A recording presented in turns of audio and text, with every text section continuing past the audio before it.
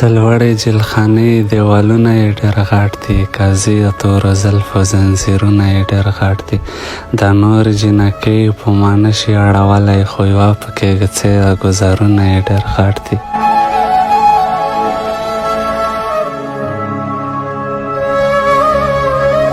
کوڅې له ورتلی نه شم او د پلار نه یې یارېږم. په ونه ټیټکی دی خو بریتونه یې ډېر غټ دي.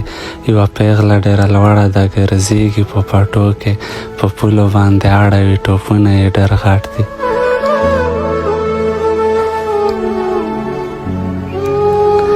یوه پیغله ډېره لوړه ده، ګرځېږي په پټو کې، په پولو باندې اړوي ټوپونه یې ډېر غټ دي.